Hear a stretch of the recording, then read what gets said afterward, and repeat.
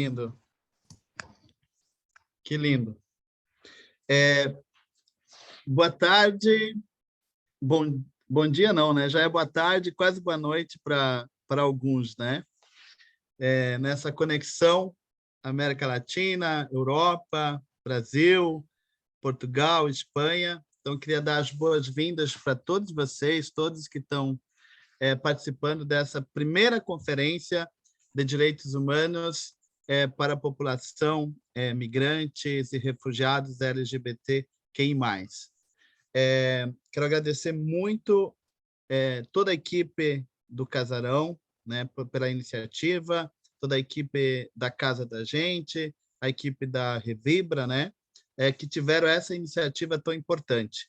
E a todos os convidados, seja os palestrantes, mas também as pessoas que vão participar dessa primeira conferência. E para introduzir a nossa temática de hoje, vou convidar a Juliana, que eu sempre tenho dificuldade para falar o sobrenome dela, mas eu vou tentar acertar aqui, né? A Juliana Wangler. Tem que falar muito rápido, né, para ver se dá certo. Então, seja bem-vinda, Juliana, para introduzir aqui o tema. E aí depois nós teremos aí um tempo para ouvir os convidados, tanto pessoas da sociedade civil, como também aqueles que estão na gestão pública. Bem-vindas.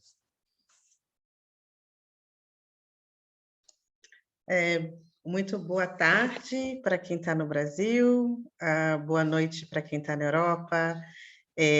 Bem-vinda, bem-vindos, bem-vindes, todos, todas e todes. Agradeço também a Richeri, que está aí me ajudando nessa interpretação. Obrigada, Richeri.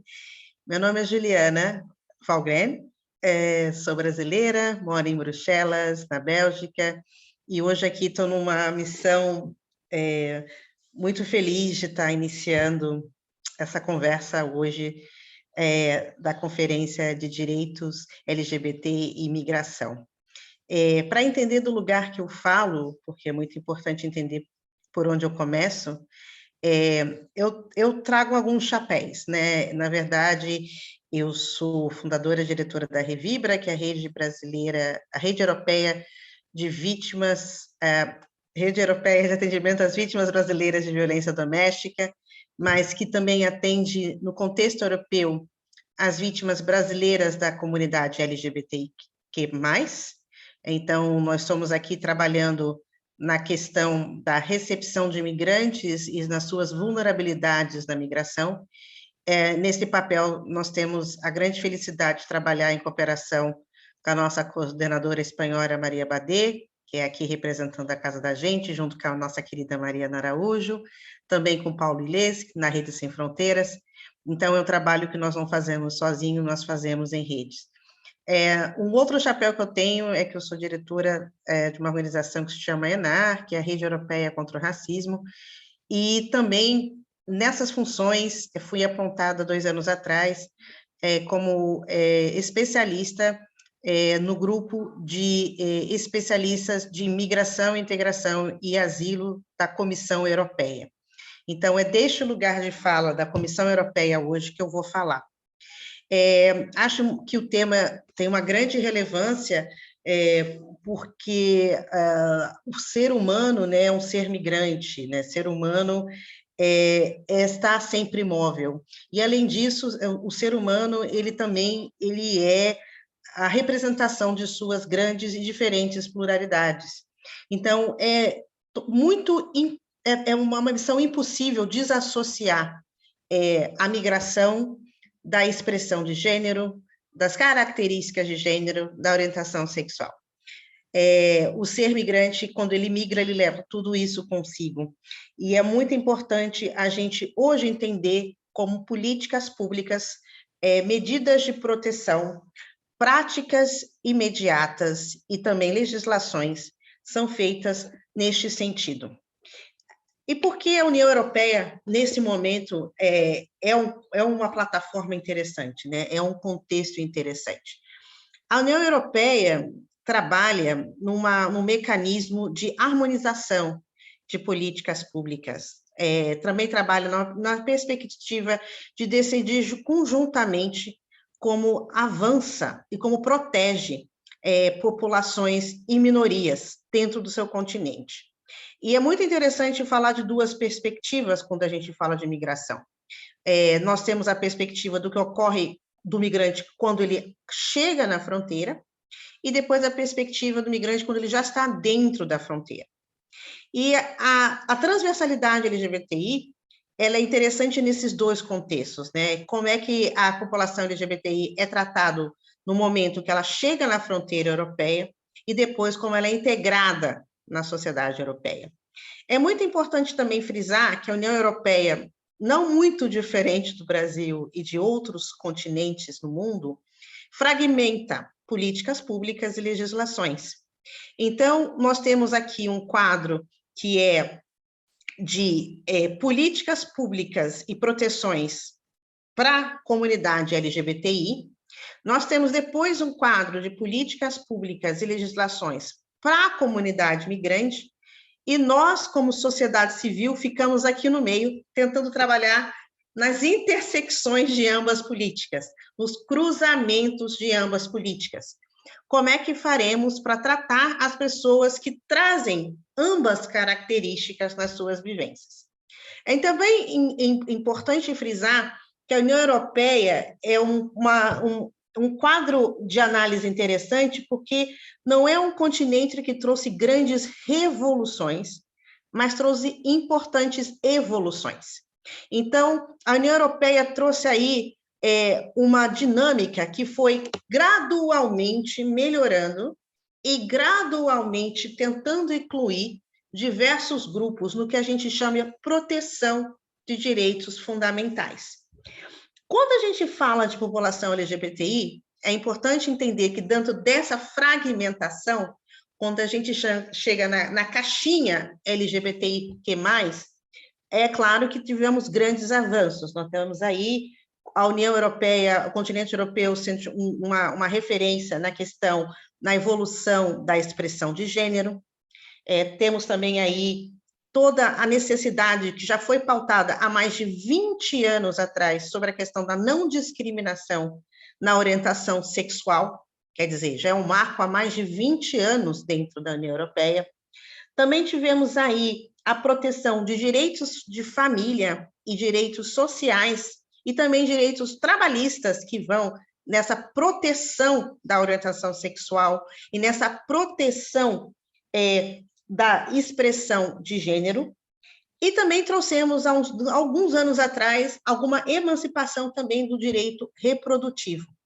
É importante entender também que, quando nós tratamos do bloco europeu, nós tratamos uma harmonização europeia, onde os países que entregam a União Europeia, que hoje são 27, infelizmente, há 2 anos atrás, o Reino Unido não faz mais parte dessa constelação. É importante também entender que a União Europeia propõe um padrão e os Estados-membros, os países, podem melhorar ou adaptar conforme. Mas, na prática, o que acontece? É que muitos países da União Europeia propõem um padrão, propõem uma regra, e na implementação dessas legislações e nessas políticas, existe uma diminuição dos direitos. Então, na prática, fica as instituições europeias tentando remediar com os Estados-membros para chegar nesse patamar mínimo de proteção individual. E nisso, dentro da intersecção LGBT, claro que temos países como a Polônia, a Hungria, que aí ainda estão se adaptando aos padrões mínimos da União. E por que eu trago esses países como referência? Porque hoje, no contexto da Ucrânia, por exemplo, dentro do contexto do fluxo massivo, do contexto de crise, são populações que têm os seus direitos e proteções em ameaça, né, em proteção de risco, porque antes mesmo da situação de conflito, já tinha suas proteções um pouco restritivas. E aí eu entro no bloco da migração. Como é que a migração está sendo evoluída nos últimos anos? É claro que a União Europeia trouxe aí grandes evoluções além do sistema internacional, além do sistema ONU, e trouxe aí alguns mecanismos de proteções dentro do contexto migratório. E a imigração, nós temos 2 pacotes, né? Nós temos aquelas leis que protegem a chegada na União Europeia, e depois tem aqueles pacotes que protegem a integração depois da chegada. Temos mais de 28 mecanismos e leis que tratam de imigração nesses dois contextos. É uma grande sopa de pacotes migratórios aí. E a gente tenta, em algum momento, trazer uma harmonização. E o que nós temos aí de maneira interessante que pode trazer para o tema de hoje? Nós podemos falar na evolução do sistema de asilo, que tenta ser humanizado dentro do contexto europeu. Nós podemos falar também do sistema de agrupamento familiar, que tenta entender que um ser nunca migra sozinho, mas também migra com a sua família. Nós temos o contexto do visto de trabalho, onde muitos dos países reclamam que a integração do trabalho tem que ser feita da maneira mais cedo possível. A integração econômica traz uma independência, uma autonomia na vida do migrante. Nós temos aí propostas também dentro do contexto educacional. E, além disso, nós temos também uma grande tentativa de se ver além do que está na mesa e que traz uma interpretação mais flexível do que a gente chama de visto humanitário. Quer dizer, é tudo aquilo que não está no papel, mas que os países têm discrição para tratar e analisar de maneira individual. Mas qual é o problema hoje, e é onde que nós trabalhamos hoje como sociedade civil? É que na intersecção dessas duas peças, né, da questão das políticas LGBT e dentro das políticas migratórias, nós temos grandes vácuos, nós temos grandes ausências, então nós temos grandes inconsistências. E nós trazemos aí uma análise do que está faltando uma grande atenção no que é violação, lacuna e falta de harmonização em termos de direitos humanos. E quais são os pontos dessas duas intersecções que na União Europeia está um pouco preocupante no momento? É a questão da expressão de gênero e da característica de gênero, que ainda não são características legais para o pedido de asilo. Então, se eu venho pedir asilo e refúgio baseado na minha expressão de gênero e característica de gênero, ainda não são características protegidas dentro da lei europeia, quer dizer, os países, de maneira individual, até pode proteger, mas o grande guarda-chuva europeu ainda não protege. Tem também a questão da criminalização da orientação sexual. Existe aí uma decisão da Corte Europeia de Justiça que diz que o simples fato da orientação sexual ser criminalizada no Código Penal não é motivo de asilo, tem que se provar a perseguição individual e pessoal para que isso seja pauteado. Então, aí também é um retrocesso, né, nessa análise interseccional. Também nós temos um problema com as listas dos países que devem ser protegidos, porque nós temos 3 listas na atualidade que tratam o asilo de uma maneira dentro da sua percepção imediata, né? Nós temos os países que são listados como os riscos na lista da ONU, nós temos os países que são listados como riscos na lista da União Europeia, e depois você tem uma terceira lista, que são as listas nacionais.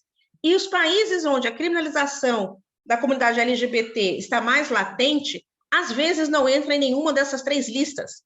E aí a população LGBT, oriunda de certos países, fica à mercê. Então, a gente precisa de uma análise mais individual e mais caso a caso de cada país. A outra coisa também que está faltando é que no procedimento de asilo, a dinâmica está muito lenta, os processos são muito lentos, o que dificulta a proteção especial que a comunidade LGBT precisa e merece, e que dentro desse procedimento, inclusive, você pode colocar pessoas a riscos adicionais. Por exemplo, quando você coloca uma pessoa num centro de acolhimento, num centro de asilo, num centro de recepção de asilo, se você não tem essa atenção da proteção necessária, interseccional, do migrante refugiado LGBT, você pode estar colocando aquele indivíduo a riscos individuais. Então, esses são panoramas um pouco onde a União Europeia está sendo um pouco deficiente na sua análise. Mas onde é que a União Europeia está melhorando? Onde a União Europeia está melhorando é nessa análise interseccional, está tentando harmonizar cada vez mais as políticas LGBTs com as políticas de imigração. Isso é um grande avanço.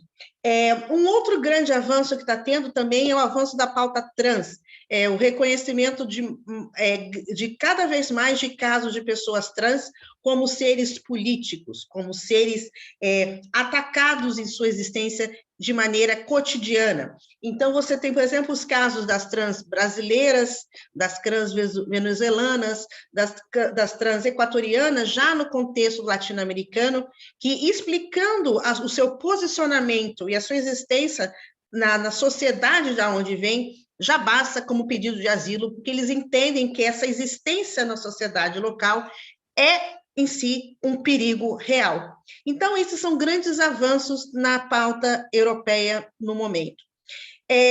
Acho que já falei demais, termino por aqui, mas agradeço ao Casarão, especialmente ao Rogério Oliveira pelo convite, e agradeço a todos pelo convite, e desejo uma boa conversa, um bate-papo e uma troca para esse fim de tarde para vocês, ou fim de noite para quem está no outro continente.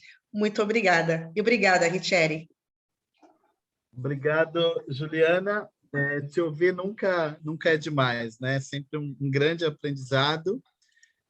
A Juliana, que tem mais de 20 anos de experiência, né? E ela traz esse enquadramento, né? E hoje ela ocupa esse lugar também tão importante para a sociedade civil dentro da Comissão da União Europeia. Então, eu acho que esse enquadramento dá uma boa base para a nossa reflexão.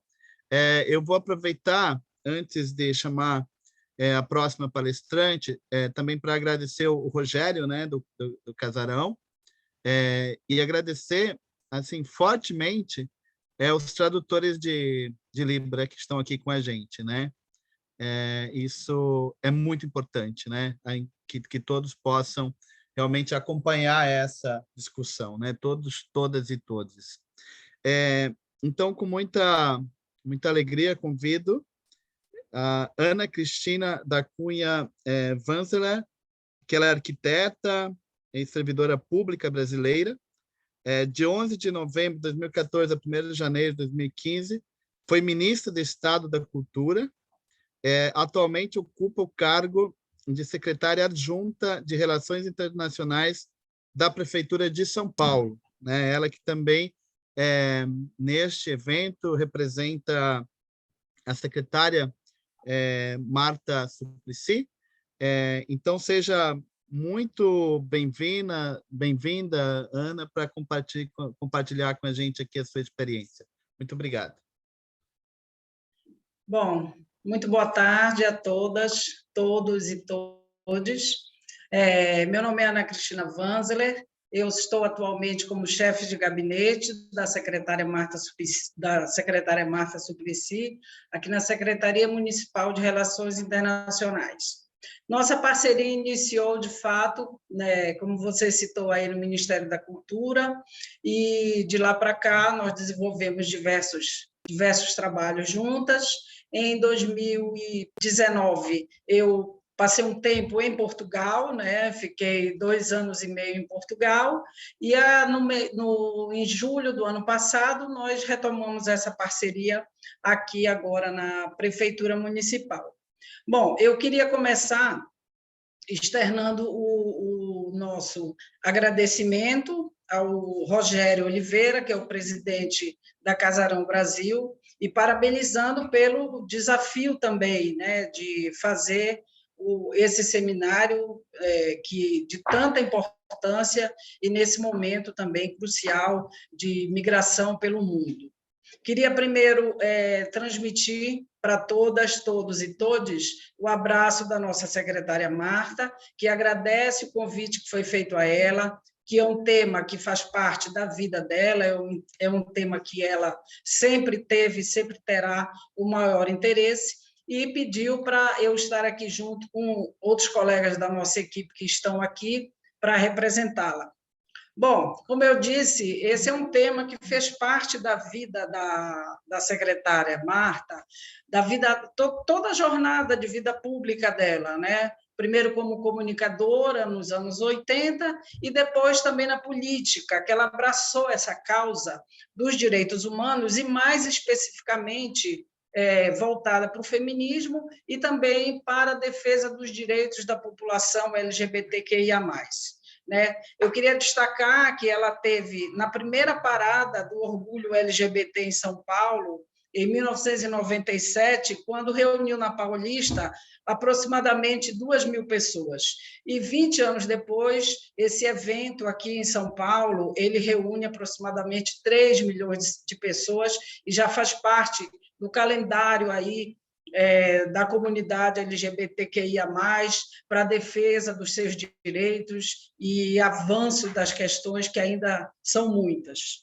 Bom, eu queria destacar ainda, lembrando essa trajetória da Marta, sobre o projeto de parceria civil que ela lançou em 95, que é o projeto de lei 1151, e que foi, nossa, um estandarte, de fato, no reconhecimento pela luta das pessoas LGBTQI para que pudessem ser reconhecidas, de fato, como seres que possuem o direito de ter acesso a todos os direitos que os outros cidadãos têm, né? Então, ela é um baluarte, de fato, no lançamento dessas questões, e apesar de todo o avanço, de todas as brigas, hoje nós ainda temos aí que essas questões, elas não foram, hoje nós não temos uma lei ainda instituída para o casamento LGBT e para os direitos, né? Então, essa luta faz parte da carreira dela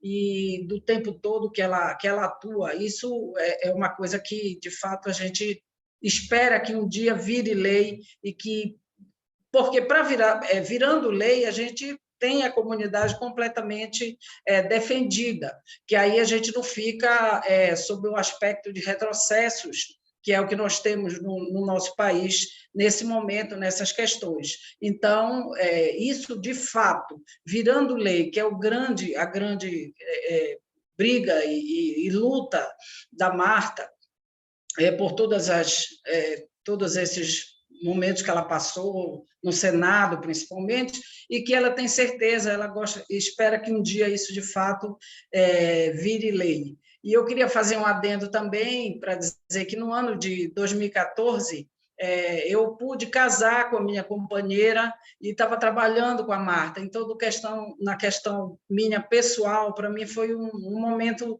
muito maravilhoso poder estar trabalhando com a pessoa que possibilitou que eu pudesse casar com a minha companheira. Não é? Bom, passando isso, agora eu queria, de fato, entrar na pauta, que é com relação às políticas públicas de atendimento a refugiados e migrantes LGBTI+.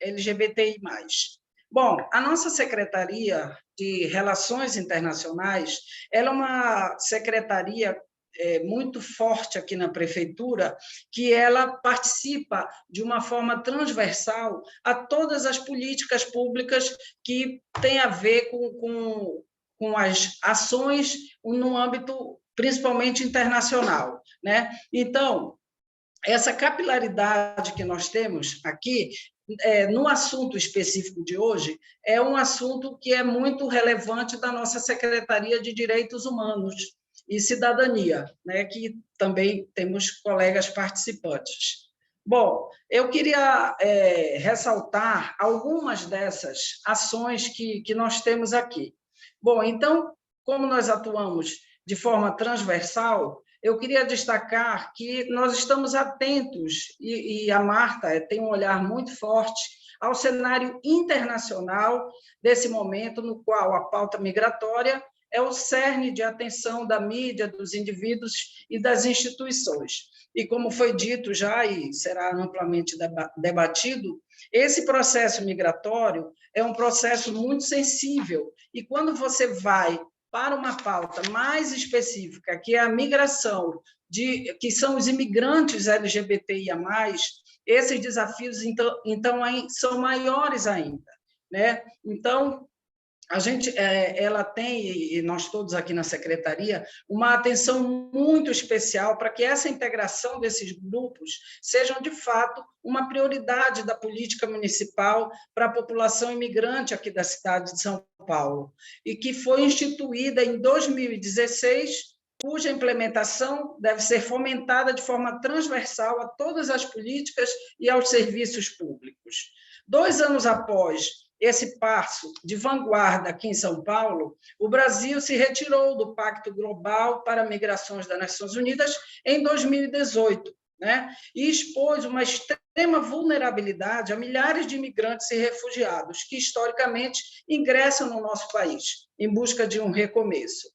Do ponto de vista internacional, São Paulo é uma referência em sua política de apoio à população imigrante, inclusive endossando e aplicando os 23 objetivos do Pacto. Quer dizer, a gente, como sempre, está no combate até o próprio retrocesso desse momento do governo federal, mas localmente nós somos muito enfáticos para continuar implementando, e aí eu falo especificamente nesse Plano Municipal de Políticas para Imigrantes, que é um instrumento inédito entre os municípios brasileiros, foi elaborado de forma participativa, inclusive com as contribuições de pessoas refugiadas, imigrantes e de organizações internacionais, como a Agência da ONU para Refugiados e a Organização Internacional para Migrações. Esse documento prevê um eixo específico sobre o acesso a direitos e serviços à população imigrante LGBTI+, e afirma a igualdade de direitos que deve ser assegurada e promovida por toda a administração municipal. O que na prática, significa que essa população tem acesso integral à educação, saúde, trabalho, geração de renda e às redes de proteção específicas, né? Então, para que esses compromissos, de fato, sejam transformados em atendimento, nós temos um acompanhamento multilingüe também a pessoas LGBTI+. A cidade possui centros de referência e atendimento de imigrantes de cidadania LGBTI+, e de promoção da diversidade, cujas as equipes técnicas são capacitadas para promover o atendimento humanizado daqueles imigrantes que recorrem à nossa rede municipal. Nesse sentido, houve a construção, junto aos parceiros da Agência Nacional para Refugiados, no ano de 2020, de um protocolo operacional padrão de atendimento humanizado à população refugiada, imigrante, trans e travesti na cidade de São Paulo. Esse documento foi reconhecido internacionalmente como vanguarda entre os governos locais ao redor do mundo.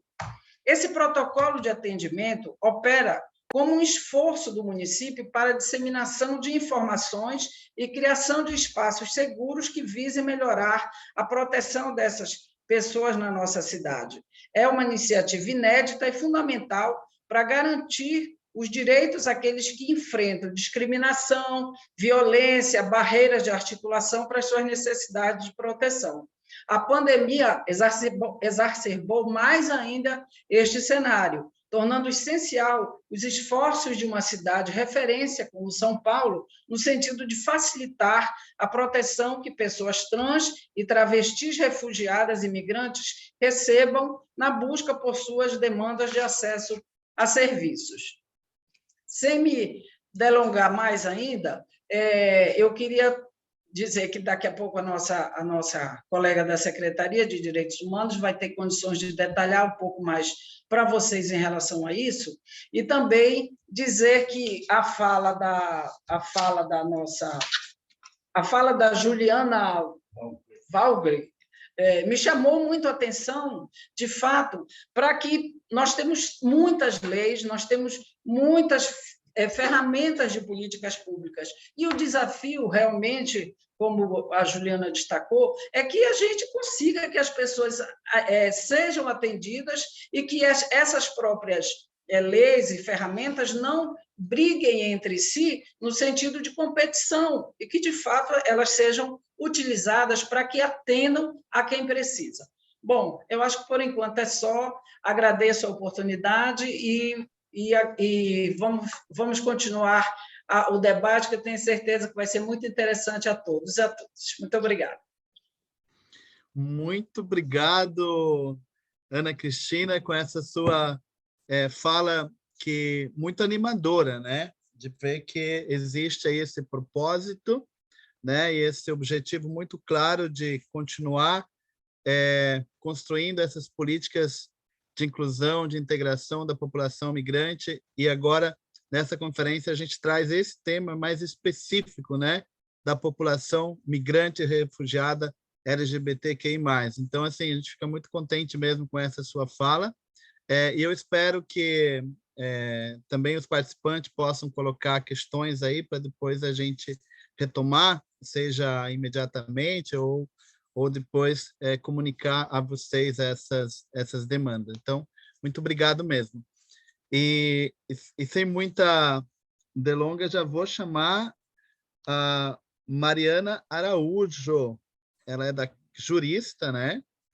Da Casa da Gente, e ela é coordenadora social da Casa da Gente, Brasil Catalunha. Ativista de diferentes plataformas para os direitos dos migrantes, entre elas Emergência Fronteira Sul, Plataforma Regularização Já, entre outros, membro também da Rede Sem Fronteiras. Bem-vindo, Mari. Obrigada, Paulo. Como a Ju comentou, às vezes é difícil a gente explicar o chapéu que a gente usa no dia, né? Aqui a gente usa muito essa expressão. Mas sim, nada, gente. Boa tarde, boa noite. Muito obrigada pelo convite, pelo espaço, Rogério. Acho que vai ser um debate, uma discussão muito interessante, mas muito proveitosa pela capacidade pela quantidade de informação que pode ser recolhida aqui hoje com esse nível alto de participantes que a gente tem, né? Me sinto muito honrada e espero estar, pelo menos, aos pés. Paulo, como você começou, depois que a Juliana, que a Ju fala, é muito difícil a gente continuar porque ela consegue abarcar todos os temas do mundo numa fala concisa, e nós, às vezes, somos um pouco redundantes, um pouco enrolões, assim, né? Mas eu vou tentar resumir o tema comentando inicialmente o que a Ju comentou. A mim já me contempla muito quanto à questão, a introdução que ela fez da questão da interseccionalidade entre uma pessoa, um potencial solicitante de asilo, e uma pessoa que pertence à comunidade LGBTQI+, né? A gente está num momento, apesar das sistemáticas progressões, melhorias, a gente está num momento de se encontrar com muitas como que eu vou usar a expressão, perdão, com muitas violações, como sempre, né? E questões como a necessidade de provar a ameaça que você sente, e não que a sua mera existência, já às vezes em determinados países que não estejam listados, não estejam contemplados pelas instituições, já deveriam supor um direito a alguma proteção, por exemplo, né? A gente sabe que em muitos lugares do mundo, lésbicas, gays, bissexuais, transexuais, eu acho que, sobretudo, é um grupo extremamente vulnerável, padecem situações de risco, né, e de perseguição. E em muitos desses casos são obrigadas a fugir pelo medo de serem presos, torturados, maltratados, nada que vocês não saibam, né? Que além das violências sexuais e sexistas, violência doméstica, exploração sexual, tráfico de pessoas, né? O repúdio, a perseguição impulsa a numerosas mulheres, homens, crianças e pessoas em geral LGBT a fugir do seu país e a vir a pedir asilo na Europa, né? Elas estão, portanto, sistematicamente expostas à violência e à exploração, além do que volta a acontecer durante toda a sua vida, mas outra vez durante a rota migratória, né? Existe, em alguns casos, a violência, a exploração sexual por traficantes em pontos fronteiriços, em campos de refugiado, a exploração sexual ou trabalhista forçada, ser recrutado por redes de trata, muitas vezes de maneira inconsciente, né, em países de trânsito, enfim, ameaças, traumas e etc. Estar separado de filhos em muitos momentos. E aí, quando chega aqui, a gente se depara com uma realidade de procedimentos de asilo inadaptados, insuficientes e uma acolhida. Já faço uma observação que eu detesto essa expressão, mas a gente usa muito porque de compreensão é uma das mais óbvias, né? Mas uma acolhida indigna. Uma das pautas que a gente leva muito desde a emergência é justamente por uma acolhida digna, porque a gente objetifica uma pessoa que vem por essas razões e, na verdade, tira dela uma coisa que já foi retirada muitas vezes, que é o trato humano, né?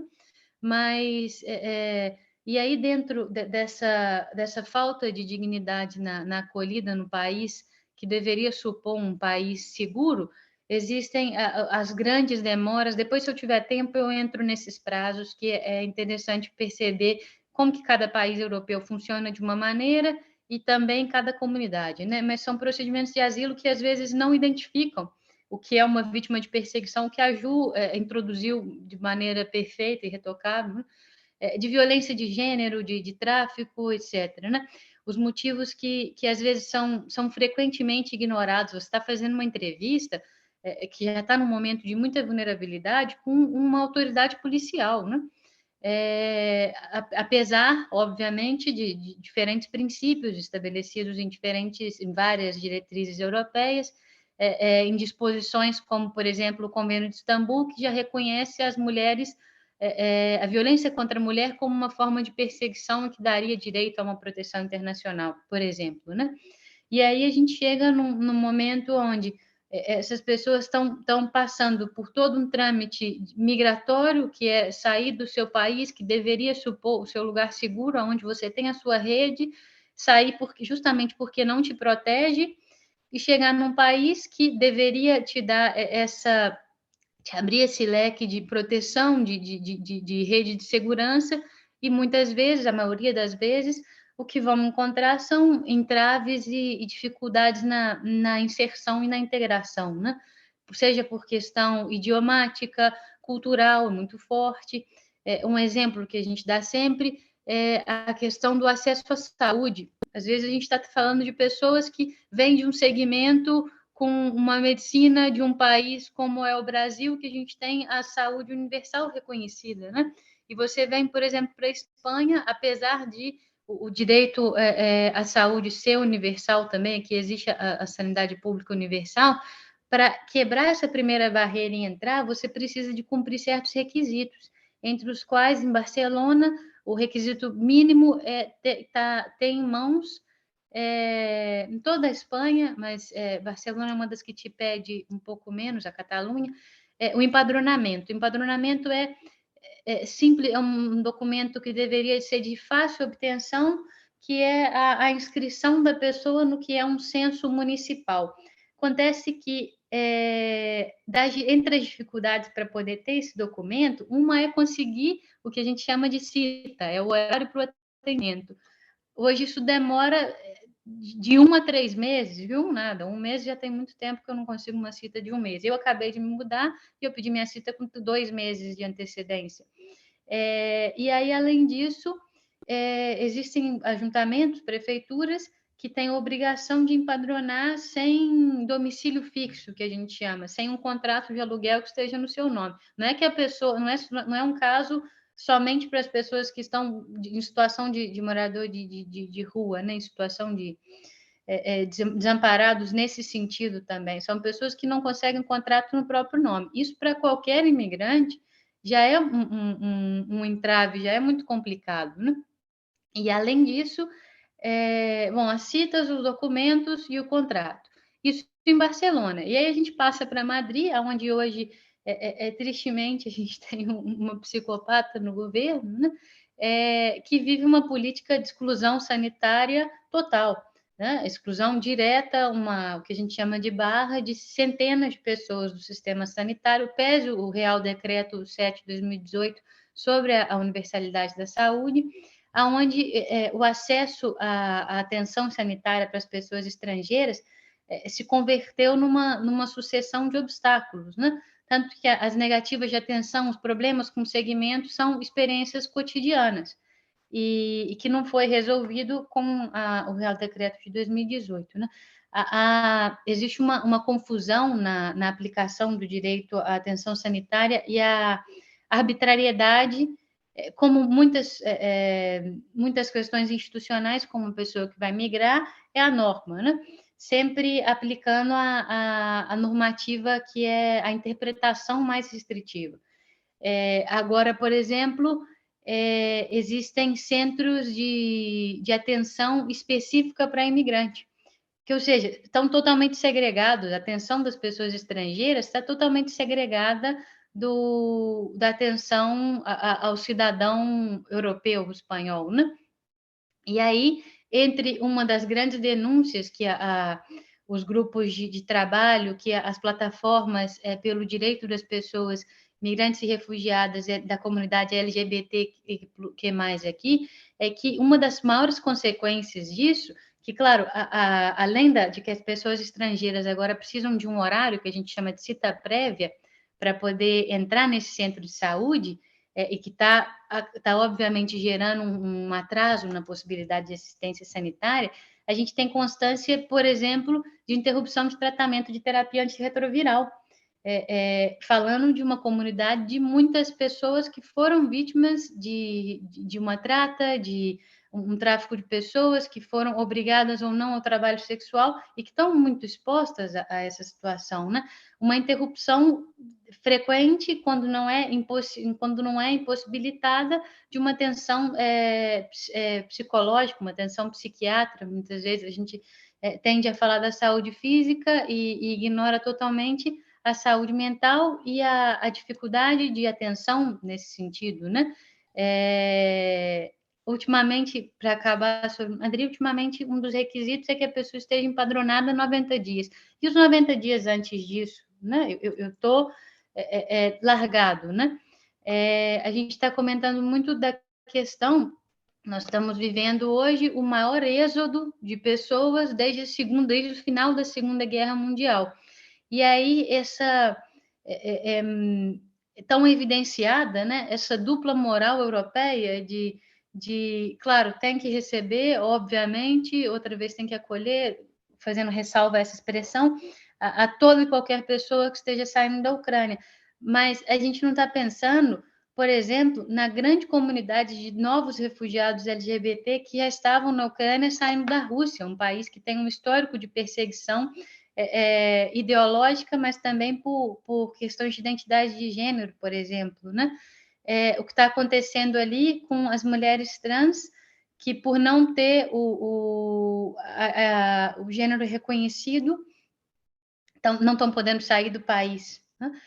O que vai acontecer aqui na Europa, quando pessoas que já estavam ali, isso é um risco eminente que a gente está, de pessoas que já estavam ali numa situação de refúgio, de solicitante de asilo, que ainda não tinham a residência de larga duração, que a gente chama, a definitiva ou a de larga duração reconhecida, que vai depender de cada um dos 27 países o seu reconhecimento como refugiado ucraniano, porque senão estão correndo risco, e muito provavelmente é o que vai acontecer aqui na Espanha, de que essas pessoas não tenham o mesmo trato do nacional que está chegando, né? Que mais? Eu apontei umas notinhas aqui para fazer, mas eu acho que eu fui falando meio rápido, né? Se você puder concluir em 2 minutos, pode ser? Vamos, claro. Bom, pois, então, fazendo um comentário rápido, continuando nesse sentido, que a gente está falando de uma entrada, uma pessoa que vai chegar numa situação de extrema vulnerabilidade aqui, e o primeiro documento que ela tem que ter é esse do censo que eu disse, que são a falta de política. Existe, tá? Existe uma vontade política muito grande em alguns lugares. A gente fala, por exemplo, eu estou fisicamente em Barcelona, a gente está na Catalunha, a gente fala que são dois ambientes acolhedores nesse sentido. Acontece que entre todo o dogmatismo político, a gente está num país que há 2, 3 anos, quando entrou o atual presidente, fez todo a cena, o filme para receber os refugiados do Aquarius, não sei se vocês lembram, o barco de resgate que ficou preso entre França e Espanha, e hoje, daquelas 629 pessoas, 94% das pedidos de asilo já foram negados e são pessoas que estão em situação irregular. Que ano passado, e por outro lado, tem essa questão da dupla moral, que ano passado, com a entrada, com a abertura da fronteira em Ceuta, o que a gente faz é autorizar, inclusive em declarações do nosso Mar Larga, a devolução express, que a gente chama, né? Que esse é o trato dado ao solicitante de asilo no país Barcelona, uma cidade muito acolhedora, muito LGBT-friendly, mas que os recursos são totalmente insuficientes. Então, que o risco de que uma pessoa chegue fugindo de uma perseguição e tenha que ficar na rua, se não for socorrida pela sociedade civil organizada e por coletivos e por associações que trabalham diretamente na causa, ela vai estar desamparada, né? E não sei, eu acho que depois a gente volta, né, Paula? A gente abre para pergunta, não sei, vocês que... Muito obrigado, Mariana Araújo. Conheço o seu trabalho, né? A Casa da Gente desempenha um papel importantíssimo, né? Não só na Espanha, mas também aqui em toda a Europa, né? E com os brasileiros, com os latino-americanos em gerais. E você traz essa abordagem de uma perspectiva mesmo do acesso, né? Então, como que as políticas públicas elas facilitam o acesso, como também às vezes acaba criando alguns obstáculos, né? Então, muito importante você trazer toda essa reflexão nessa perspectiva do olhar da sociedade civil. Em nome do Casarão Brasil, eu queria agradecer o Consulado Geral do Reino Unido, do Reino dos Países, perdão, gente, o Consulado Geral do Reino dos Países Baixos, em São Paulo, através da Cônsul-Geral, a senhora Henriette Bretze, né, e equipe. Infelizmente, ela não conseguiu se conectar, né, por isso a gente passou imediatamente a palavra para Mariana Araújo. E agora nós chamamos na sequência a Maria Paula Botero, que ela vem da Rede de Mulheres Imigrantes Lésbicas, Bissexuais e Pansexuais, a Rede MILB+. Então, seja bem-vindo, bem-vinda, Maria Paula Botero. Tem 15 minutos aí para fazer a sua exposição. Paula, muito obrigada a todo mundo por estar aqui. Bom, eu vou começar falando que eu ficaria muito mais preparada, porque a gente foi convidada na última hora, então a gente ficou meio que, bom, vamos participar, vamos fazer...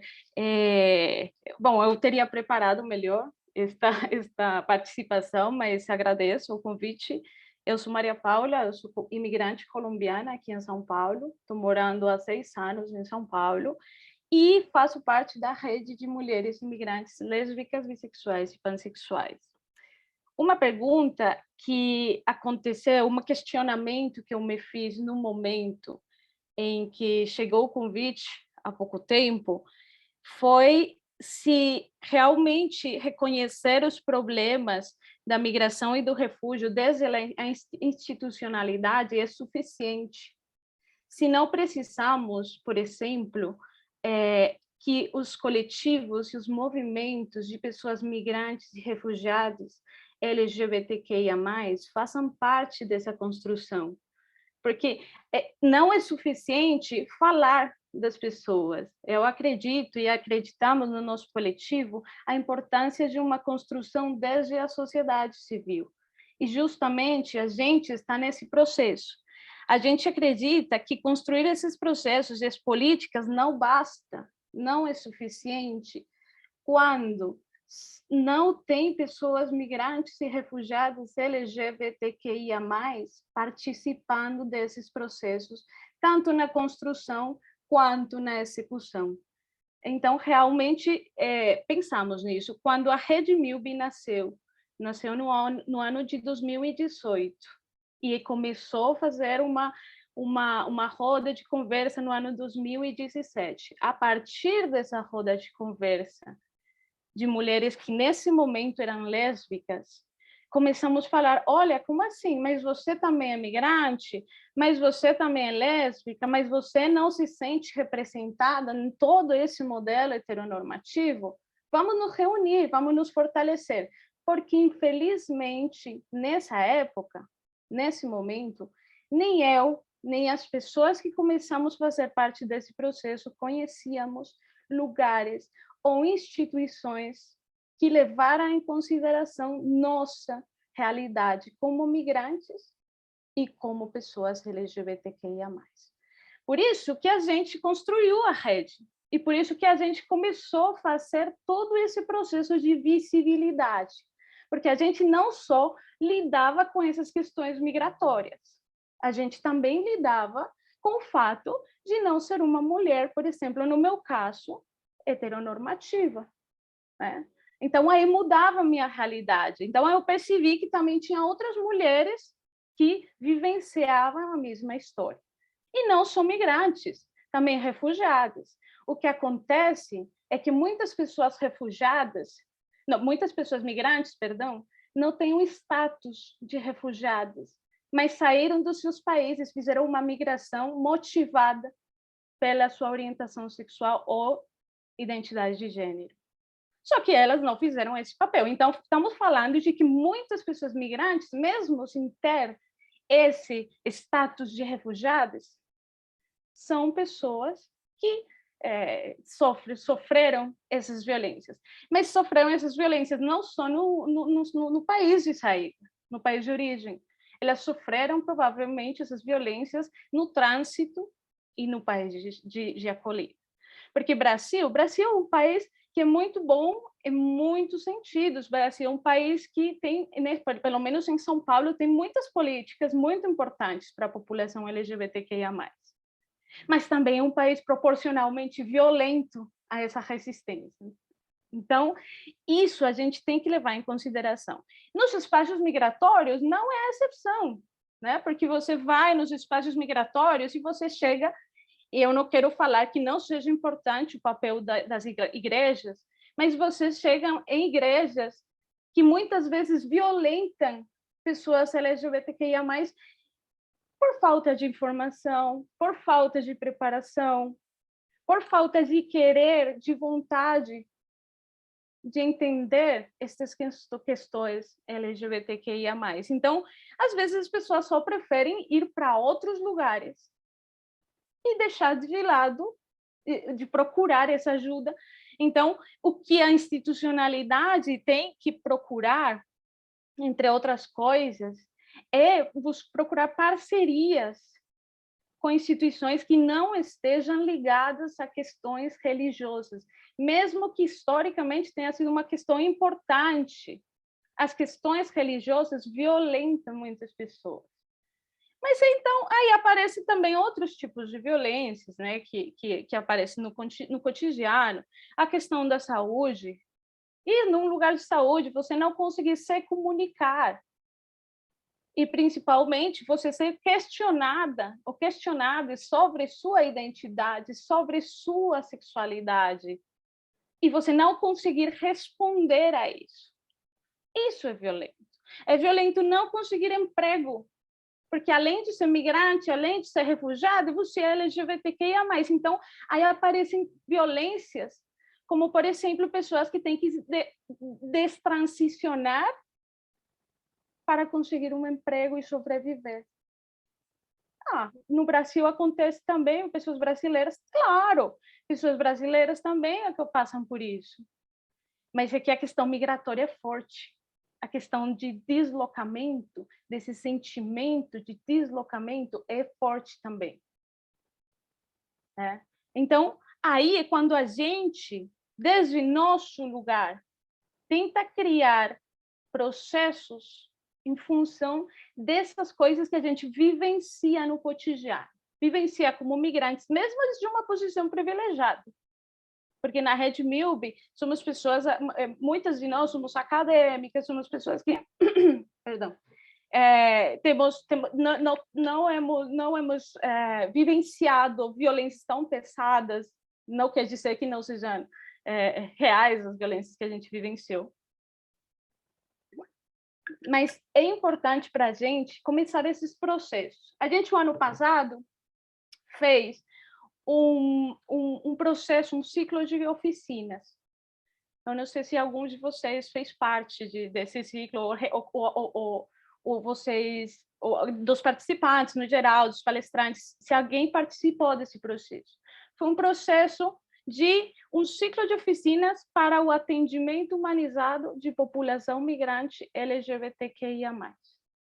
Nesse ciclo de oficinas, a gente fez em São Paulo, a gente fez no Rio de Janeiro, e a gente fez também um terceiro ciclo para lideranças migrantes. Nesses ciclos, a gente trouxe políticas públicas, direitos, violências, né?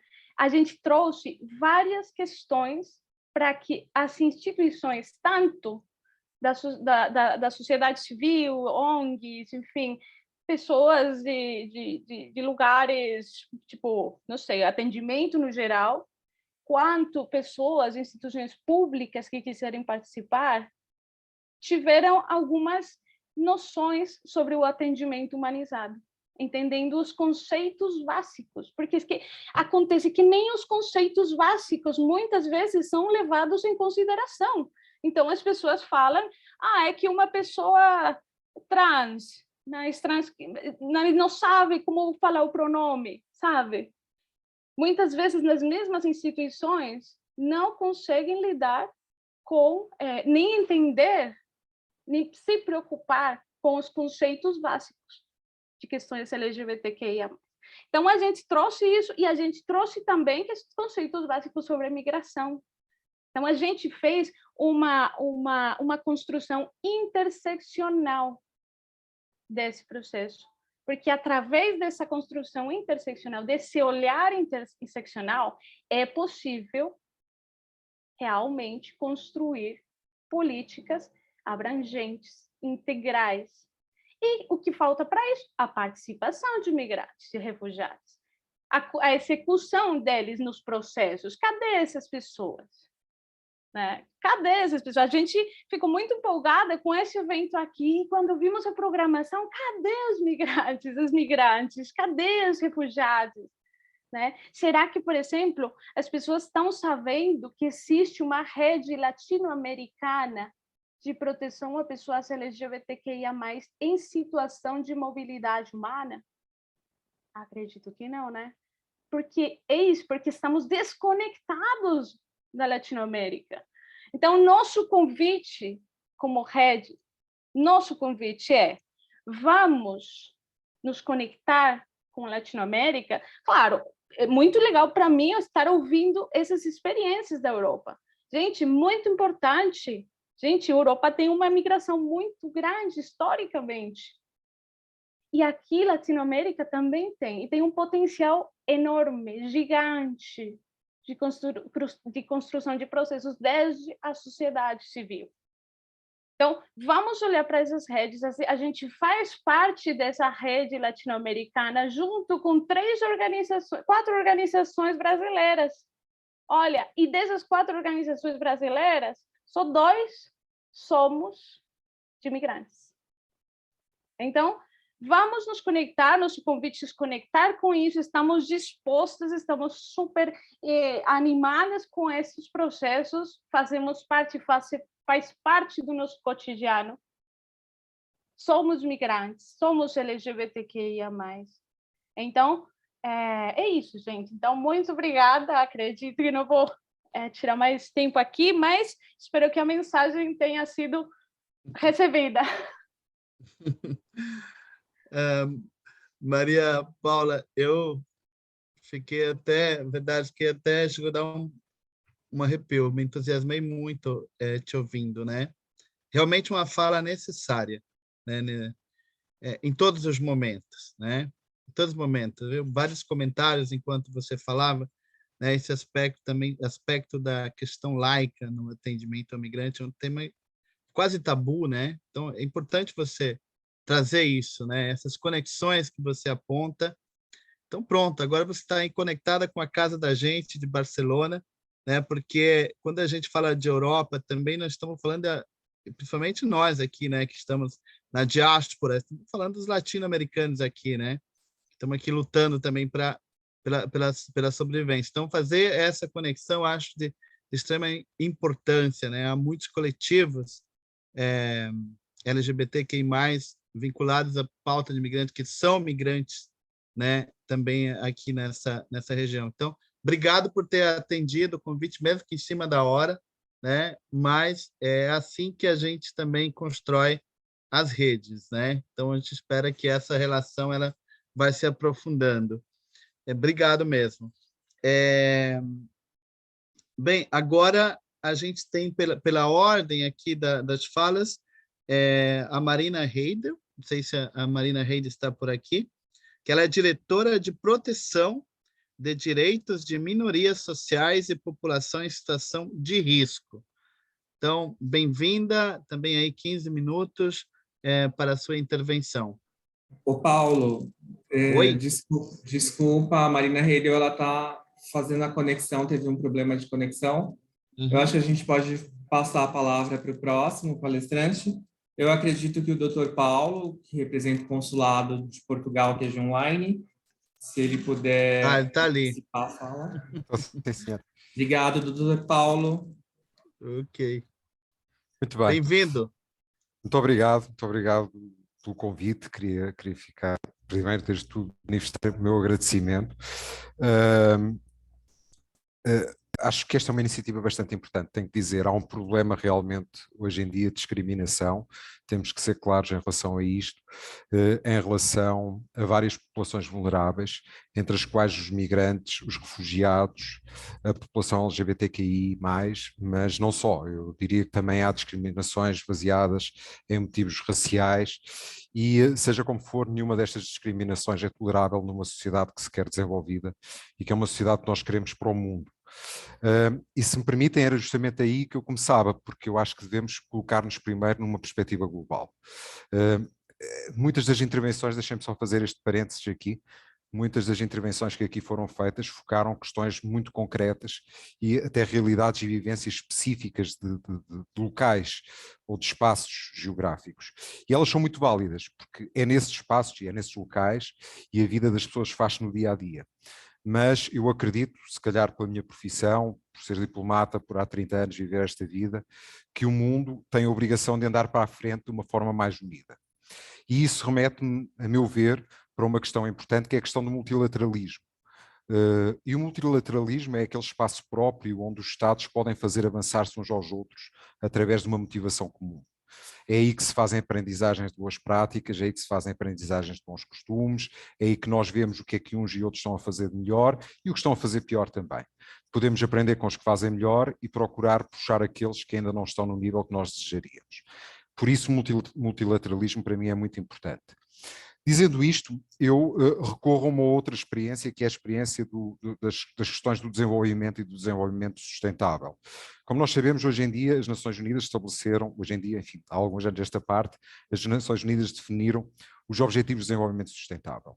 E não por acaso, nas questões do desenvolvimento sustentável, algumas delas acabam por se referir às populações. Referem-se em geral à população em geral, não identificam grupos concretos, algumas na verdade até identificam, mas há pelo menos 3 objetivos dos Objetivos de Desenvolvimento Sustentável que se referem a questões de igualdade de género, trabalho decente e crescimento económico e à redução das desigualdades. E isto são matérias que se aplicam uniformemente, estejamos nós a falar de populações, como lhe posso chamar, tradicionais, aquelas que constituem o núcleo de um Estado soberano, os portugueses, os brasileiros, os portugueses no Brasil, os brasileiros em Portugal, os franceses na França, mas dizem também respeito quer àqueles que estão deslocados por razões diferentes, porque são ou refugiados ou porque são migrantes, mas também àquelas populações que têm vulnerabilidades, aquelas que eu apontei no início e que são discriminadas por causa da sua condição de género, por exemplo, pela sua orientação sexual, pelo que for.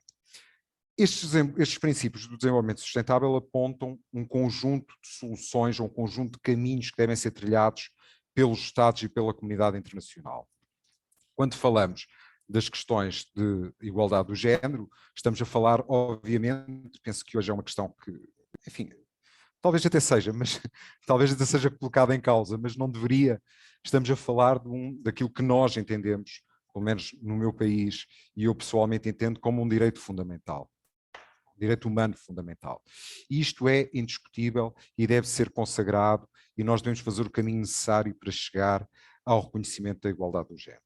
Em segundo lugar, temos, eu referi naquela ordem daqueles 3 Objetivos de Desenvolvimento Sustentável, o trabalho decente e o crescimento económico. Isto passa, obviamente, pela melhoria da qualidade de vida, pelo trabalho, quando falo do trabalho decente, estou a falar de um trabalho que seja produtivo, que tenha uma remuneração justa, que permita uma integração social e uma proteção social dos trabalhadores.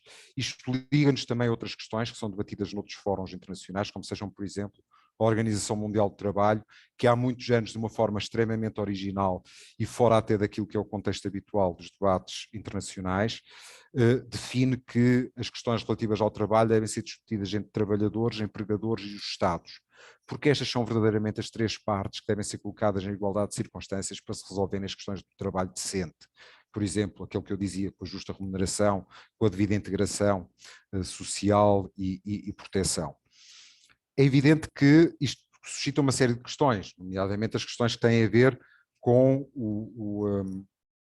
com a adequação, desculpem, estava à procura da palavra em português, a adequação da oferta, da procura no mercado de trabalho e da oferta. Isto reconduz-nos a um outro aspecto, que são as questões da educação. E nas questões de educação, mais uma vez, temos que ter a mesma preocupação de integração e não discriminação que estão, ou que têm que estar presentes em todas as outras políticas públicas.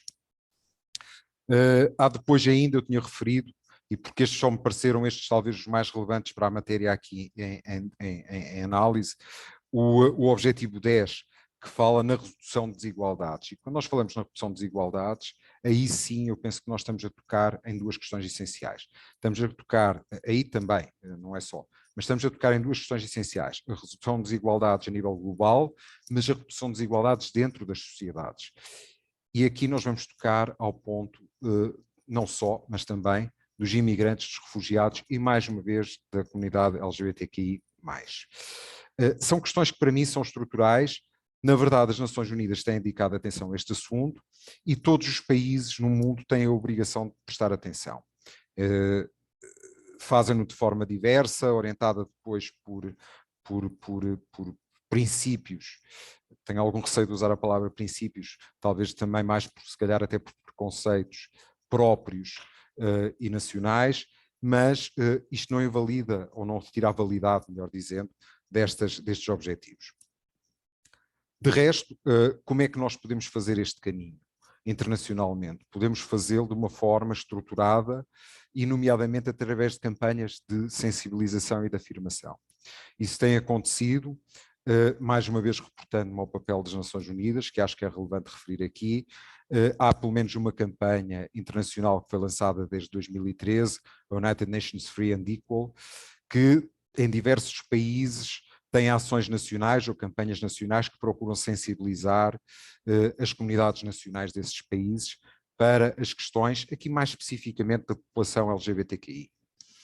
O Brasil é ativo, é um dos países que esteve ativo nestas campanhas no ano de 2020. Portugal não teve nenhuma campanha deste género a decorrer em Portugal ou enquadrada neste contexto em 2020, mas tenho muito orgulho que pelo menos mais de 2 países de língua portuguesa tenham estado envolvidos em campanhas e tenham tido campanhas nacionais enquadradas debaixo deste chapéu do Equal and Free, que são Cabo Verde e Timor-Leste. E é bom nós olharmos às vezes para os exemplos dos pequenos países, porque também nesses, muitas vezes por razões muito distintas, mas colocam-se tensões muito grandes. Nos grandes países muitas vezes as tensões acabam por ficar diluídas ou são menos visíveis, mas nos pequenos países muitas vezes isto são realidades muito presentes. Bom, falando daquilo que é a questão no plano internacional, há depois o plano também internacional, se nós quisermos um plano comunitário, que foi aqui abordado pela Juliana no início, que diz respeito à União Europeia, e que eu penso que ela, para além da exposição ter sido fantástica, como todas as que me precederam, que não me facilita nada a vida, tenho que dizer, mas na qual ela deu uma perspectiva que me parece muito importante sobre as questões que se colocam. Aliás, sobre um ponto de vista que eu confesso que nunca tinha pensado tanto, mas também é para isso que estes eventos servem, é para nos pôr a pensar e vermos como as realidades muitas vezes não são exatamente como nós pensamos, ou que há realidades que nós ainda não pensamos. E a questão da integração entre as questões da comunidade LGBTQI com a problemática dos migrantes e dos refugiados e como estes problemas se somam uns aos outros, como foi aqui referido pela Paula Brutero, como a Juliana disse, o ser humano é migrante na sua natureza e na sua integralidade. Eu gostei muito destas duas ideias, são coisas para que eu fique a pensar, a título pessoal e até profissional. São duas ideias muito interessantes. De qualquer forma, é verdade, falando agora do plano da União Europeia, é um facto que temos registado avanços na União Europeia. A expressão utilizada foi que não tem havido revoluções, mas tem havido evolução. E tudo bem, nem tudo tem que ser feito com rupturas ou com revoluções, muitas vezes tem que ser feito na evolução. É uma forma de se chegar, o importante, como dizia um poeta espanhol que era muito citado por um presidente da República Portuguesa, o caminho faz-se caminhando. E é assim que nós podemos e esperamos poder lá chegar. Às vezes é necessário acelerar um pouco mais o passo, mas desde que se caminhe em direção ao destino, já fazemos alguns progressos. No que diz respeito às questões, e daí, desculpem-me, isto também serve para explicar que eu se calhar não fiz esta integração entre uma problemática e a outra, mas tive também a olhar as questões dos refugiados e dos migrantes. Portugal, em relação à questão das migrações, tem uma posição de extrema abertura. Primeiro, porque nós próprios somos um povo de imigrantes. Somos um país de 10 milhões de habitantes, com menos população do que a cidade de São Paulo, e que tem, calculadamente, pelo menos mais de 1,5 milhão de pessoas imigradas.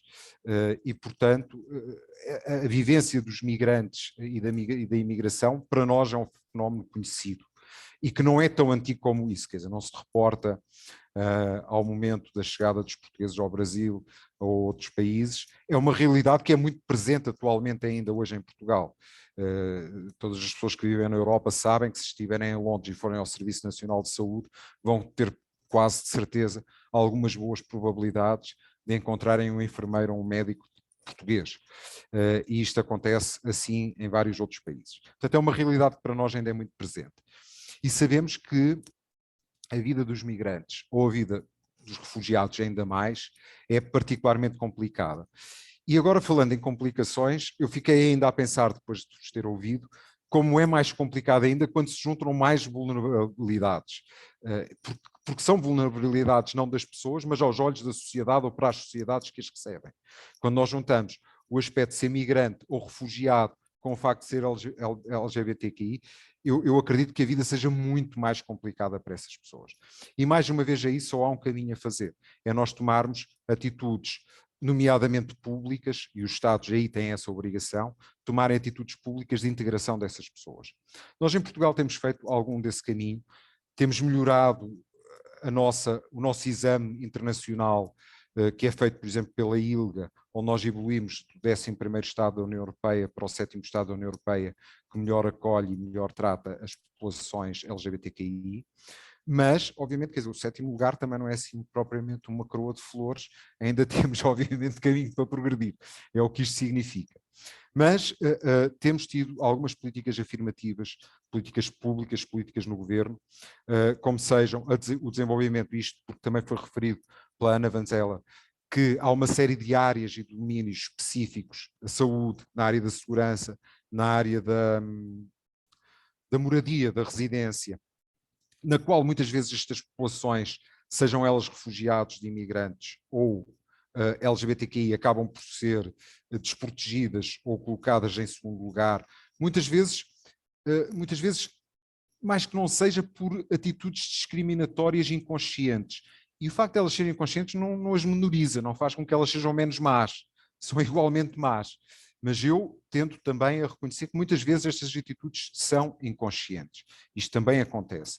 Infelizmente, nós todos, se calhar todos nós, sorte daqueles que não o foram, foram educados numa determinada estrutura cultural e mental, e isso necessariamente repercute-se naquilo que nós somos, por vezes, de uma forma inconsciente, mesmo que nós procuremos instruir-nos e perceber que aquela atitude não é a atitude correta. Não tem nada a ver, mas no outro dia eu vi um filme que nós passamos aqui no Consulado-Geral sobre um famoso arquiteto português, o arquiteto Cisa Vieira, que construiu um magnífico edifício para a Fundação Ibera Camargo em Porto Alegre, e perguntavam-lhe no filme se ele não tinha sido influenciado por umas passagens que havia no edifício e que lembravam muito outras obras de arquitetura. E ele dizia, claro que somos todos influenciados muitas vezes inconscientemente.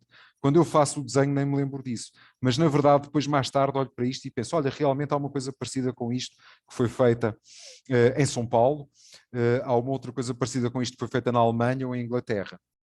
E aquilo está lá dentro, e nós muitas vezes não sabemos disso, mas também temos que lutar contra isso. E, sobretudo, só lutamos contra isso se alterarmos os padrões de educação também. E aqui é muito importante também, quando eu estava a falar que devemos procurar ter políticas de segurança pública, em que, por exemplo, os polícias sejam treinados para saber como lidar com os imigrantes, como lidar com refugiados, como lidar com a população LGBTQI. Também é importante, por exemplo, haja políticas públicas na área da educação, como nós temos em Portugal, que incluam um plano estratégico, na Estratégia Nacional para a Educação, as questões LGBTQI.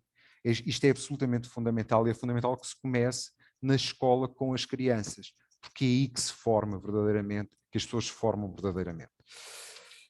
Bom, que mais?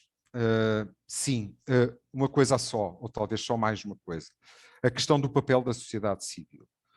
A sociedade civil é absolutamente motriz, essencial nestas matérias. Não há, o poder público não se mobiliza se não houver uma pressão da sociedade civil. Eu vou-vos dar um exemplo. Em Portugal tem sido muito vocal, muito proponente no ECOSOC. O ECOSOC é o ECOSOC é o Conselho Económico e Social das Nações Unidas. Não tem a importância que tem o Conselho de Segurança, não tem a importância que tem outras entidades, mas realmente é uma entidade que nós, Portugal, gostamos particularmente, porque mexe em coisas que são muito importantes. O nome diz tudo, Conselho Económico e Social. E no Conselho Económico e Social, Portugal apresenta há vários anos, e todos os anos é uma guerra, entre aspas, mas é uma luta, sem dúvida, uma resolução sobre os direitos sexuais e reprodutivos. Até agora sempre temos conseguido que essa resolução seja aprovada. Estas matérias são importantes. São importantes por razões que todos nós sabemos, mas porquê que eu falava na sociedade civil e fui falar no ECOSOC? Porque, na verdade, Portugal tem esta motivação política, porque também tem o apoio de entidades e de organizações da sociedade civil com as quais nós reunimos quando estamos a preparar a participação de Portugal no ECOSOC ou na Assembleia Geral das Nações Unidas, que é anualmente em setembro, e o ECOSOC um pouco mais tarde. Quando nós estamos a preparar essas reuniões, nós reunimos com as organizações da sociedade civil, tematicamente, e percebemos que temos ali um tema que não podemos deixar cair, independentemente da sua relevância, porque ele é importante, mas também porque há uma demanda da sociedade civil. E se nós tivermos a abertura para compreender que os poderes políticos devem seguir aquilo que é a demanda da sociedade civil, percebemos qual é o papel da sociedade civil. E, portanto, a minha última palavra aqui, por acaso não é a última, porque eu tenho aqui uma citação que eu gostava de ler, mas já vou acabar. A minha última palavra aqui seria para agradecer o papel que todos vocês desenvolvem e pedir-vos que não desistam. Isto é realmente muito importante, e é muito importante para nós construirmos uma sociedade melhor. E agora a citação é esta. Se eu a encontrar, que deve estar por aqui algures. A citação diz assim: apela a todos os governos e sociedades para construírem um mundo onde ninguém tenha medo devido à sua orientação sexual ou identidade do género. Isto foi dito por uma pessoa pela qual eu tenho bastante orgulho, que é o engenheiro António Guterres, e que é o secretário-geral das Nações Unidas e que foi primeiro-ministro de Portugal. Muito obrigado, um grande abraço a todos. Muito obrigado, Dr. Paulo, por essa sua exposição, trazendo essa reflexão muito humana, mas com abordagem também muito política e mostrando ações afirmativas que podem também servir de exemplo para uma reflexão em rede, né? E, sobretudo, destacando esse papel da sociedade civil. Então, assim, muito obrigado mesmo pela sua intervenção. Nós vamos ter mais 2 intervenções, e se o tempo alcançar, e se vocês estiverem animados, né, para um pequeno debate no final, a gente gostaria de abrir aí para pelo menos algumas pessoas poder se manifestar.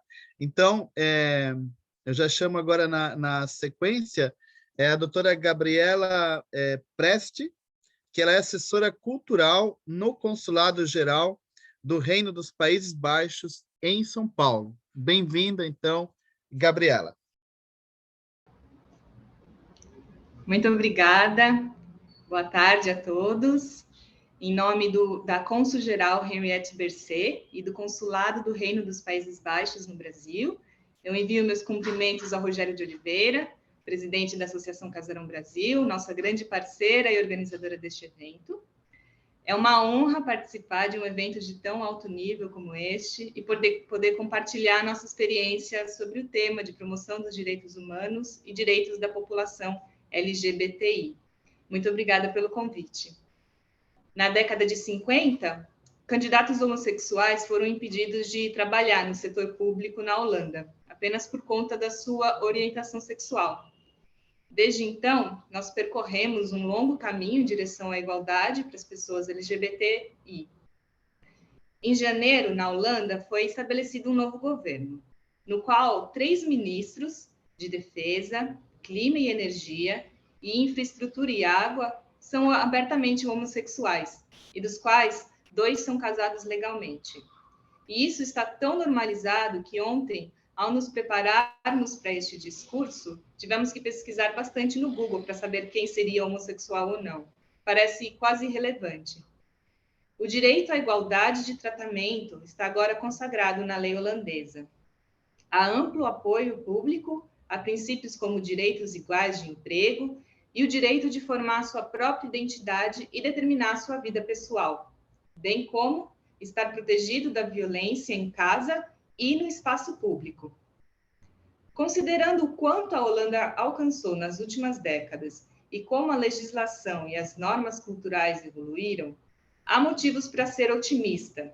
No entanto, nossos princípios, embora amplamente apoiados pela população, ainda não são suficientemente refletidos na prática, em diversas esferas.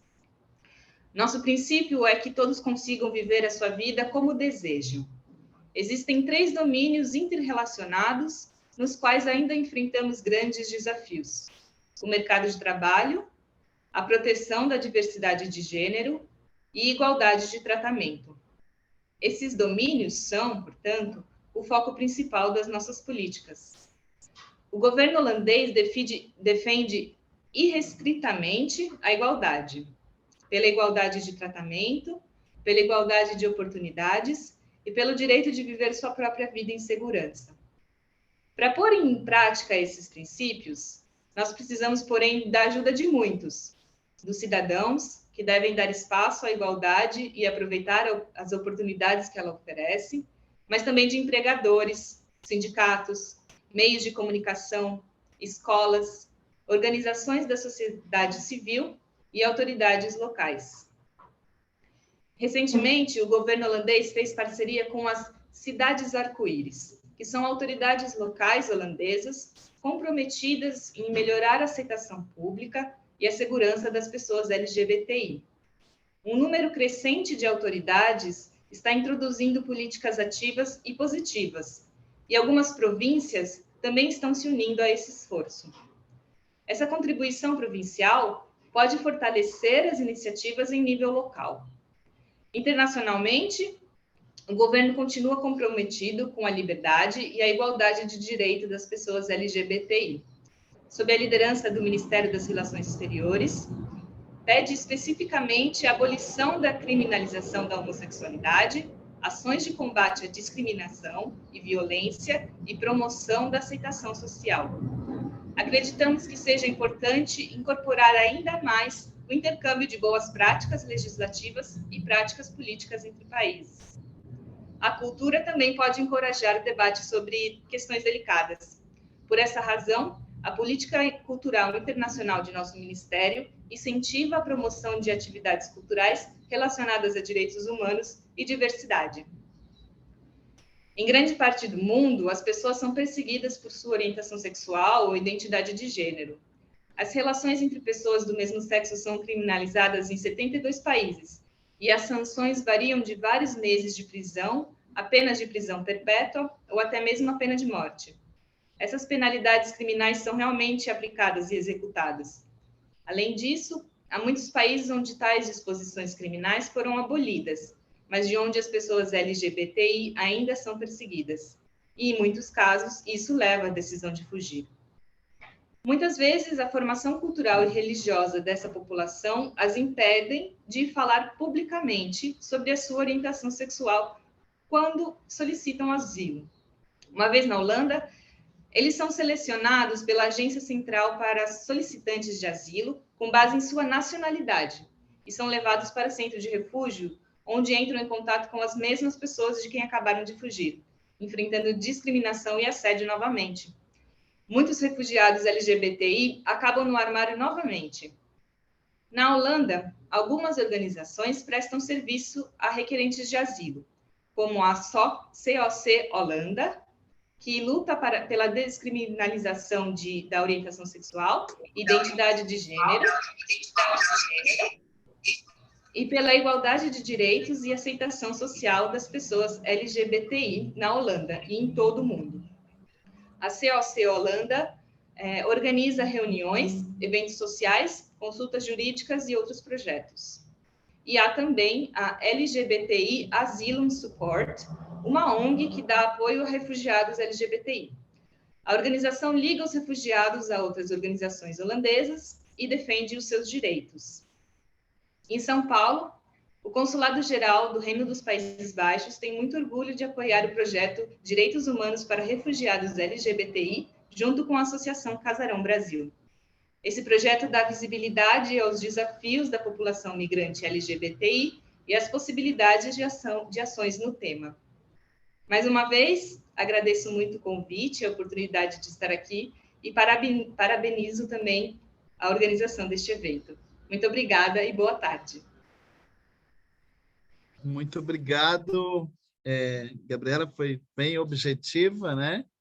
E trouxe também uma experiência importantíssima para a gente, de mostrar também como que é possível, dentro de uma política, não excluir, né? E romper todas as barreiras de exclusão, né? Então, assim, muito boa mesmo a sua fala e bastante inspiradora.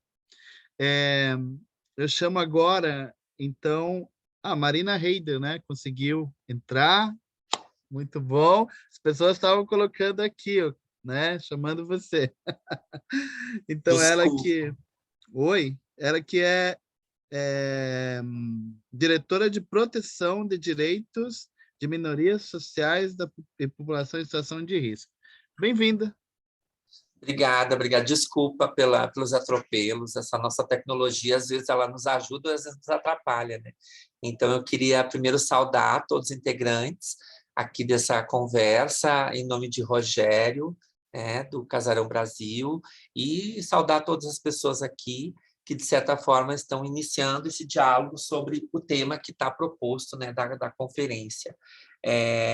Como você mesmo disse, o nosso departamento, hoje, ampliou para além da pauta LGBT. Nós temos um departamento que ele discute população em situação de rua, população em situação de riscos que a gente fala no sentido de catástrofes ou acidentes, ou questões mais assim ligadas à natureza, né, como as enchentes e tal, no Brasil inteiro. E outros problemas, enfim. E a população LGBT, né? Dentro também nesse lugar, imigrantes refugiados. Então, nós temos hoje bastante tema.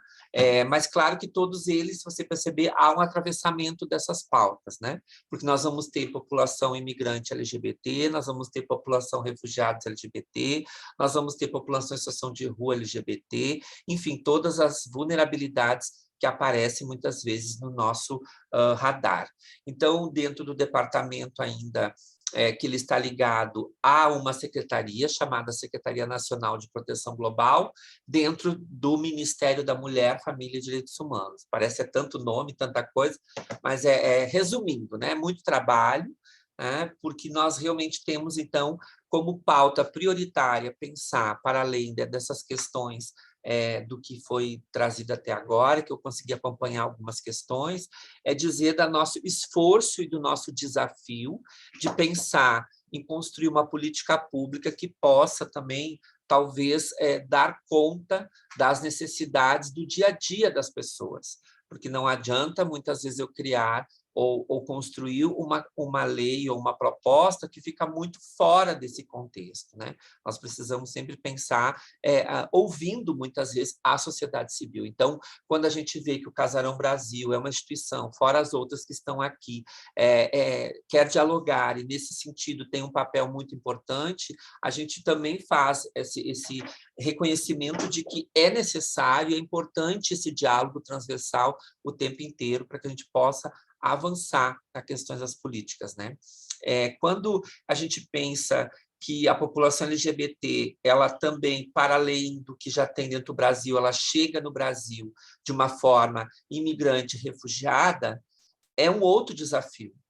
É um outro desafio, porque, claro, ela vai entrar dentro do grupo geral de pessoas refugiadas, de pessoas que pedem, talvez, o refúgio no Brasil, e que, muitas vezes, o próprio sistema não detecta no primeiro momento. Nós temos um órgão chamado CONARE, que é o comitê que faz os primeiros diálogos com esse grupo que chega no Brasil, independente da sua orientação sexual, todas as pessoas que pedem, né, o refúgio no Brasil, muitas vezes as pessoas LGBT, por medo ou por receio de se identificarem, né, porque sabe que talvez naquele país que veio, já veio por conta dessa pauta, então muitas vezes não é no primeiro momento que a pessoa vai se reconhecer ou vai assumir a sua identidade, a sua orientação sexual. Então o CONARE tem esse trabalho de fazer, né, através de entrevistas, diálogo e coisas, e aos poucos as pessoas começam, então, talvez não na primeira, mas na segunda entrevista ela vai, não, realmente eu estou pedindo refúgio porque lá no meu país gay não pode viver, né, com homens gays não podem viver juntos. Então, a gente percebe muitas vezes, e a gente teve várias reuniões já, para também tentar que a equipe que faz esse trabalho também perceba e seja sensível a essas questões, porque não é no primeiro momento que a pessoa vai se assumir ou vai se identificar. A gente mesmo, né, enquanto viveu por dentro do armário, como eu digo, por muito tempo, nós mesmos tínhamos receios de se assumir publicamente por conta da violência gerada no Brasil. Agora, imagina um estrangeiro que vem, uma pessoa que vem de fora, que não conhece o Brasil, que também tem violência, que a gente sabe, mas tem algumas questões que são mais possíveis de se trabalhar, de lidar com essas questões, né? Hoje a gente tem avançado muito nas leis e nessas evidências, que a gente pode dizer assim. Então, nesse sentido que a gente sempre tenta trabalhar com a sensibilidade daquele colega lá que está lá dentro do Ministério da Justiça ou do Ministério das Relações Exteriores, que também que faz essa ponte para que as pessoas cheguem aqui.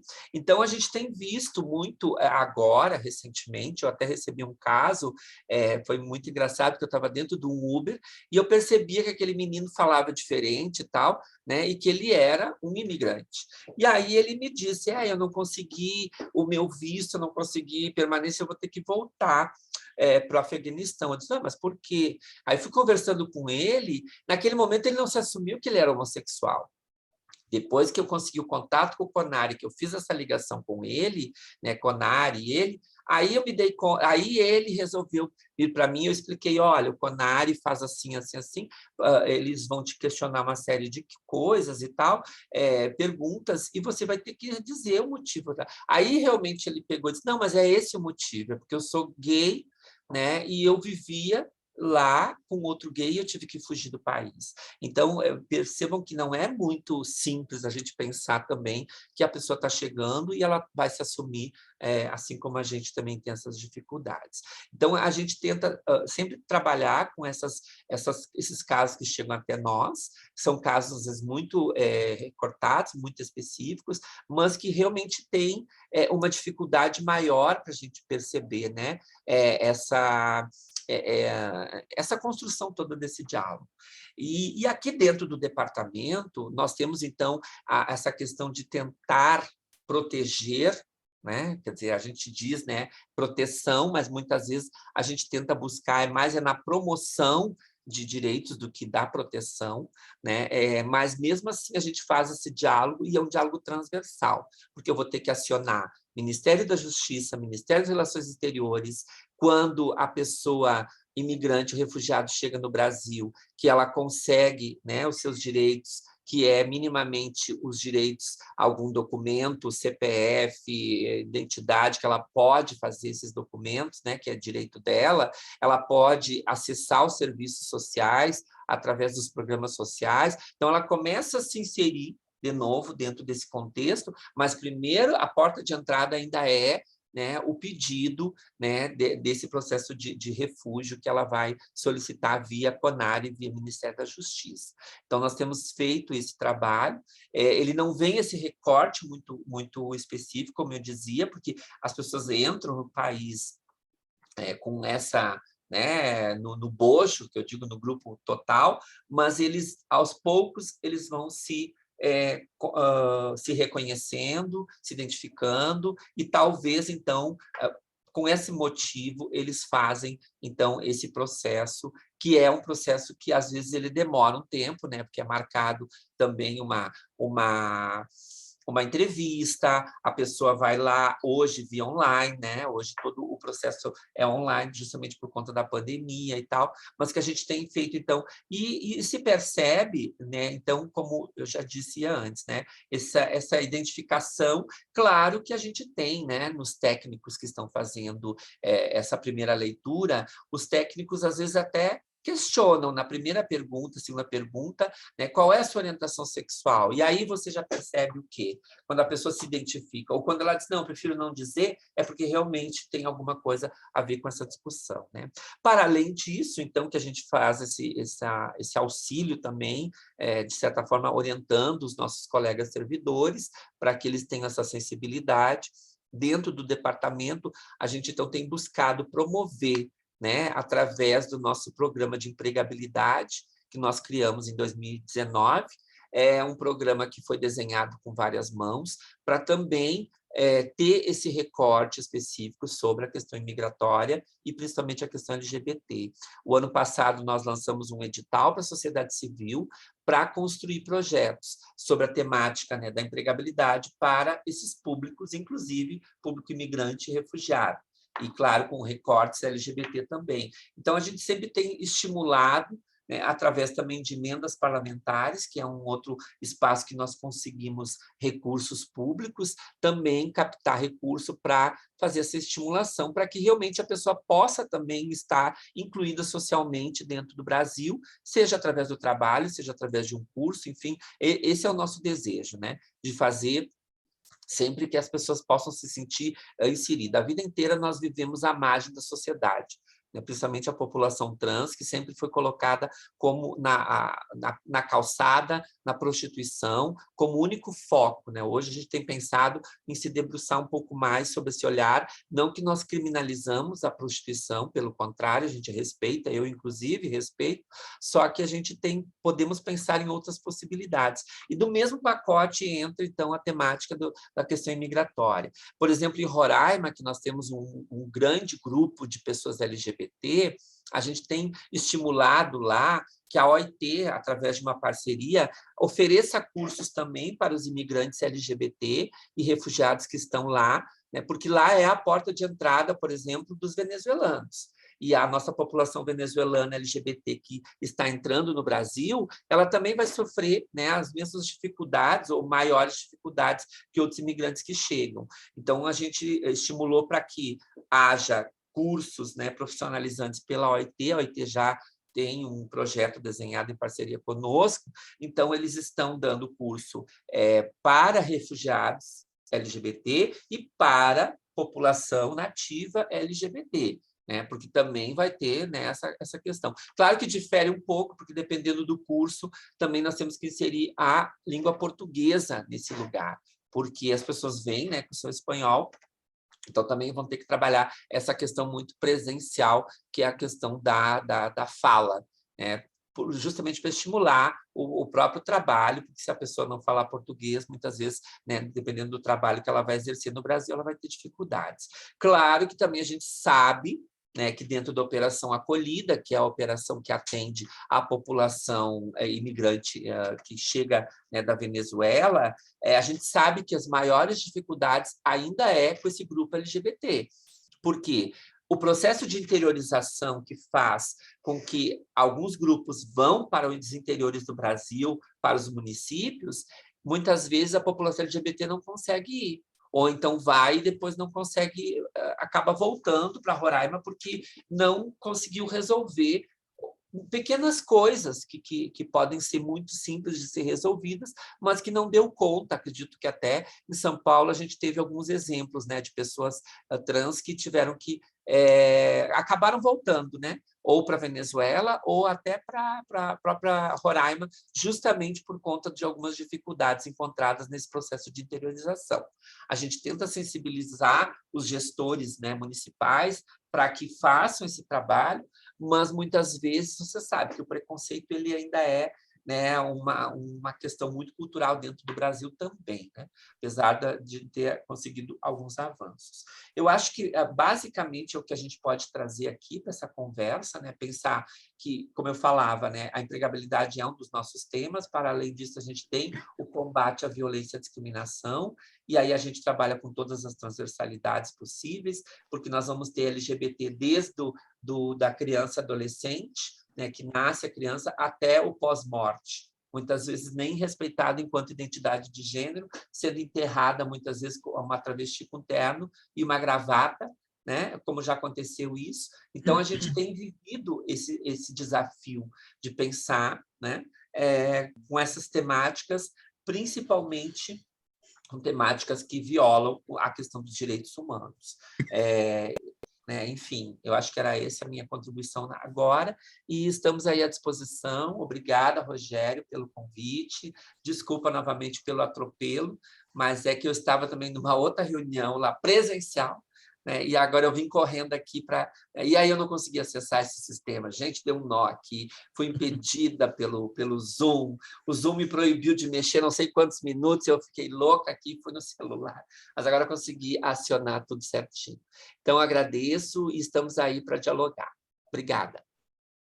Obrigado, Marina. Sua fala foi muito importante e que bom, né, fechar com a sua fala, né?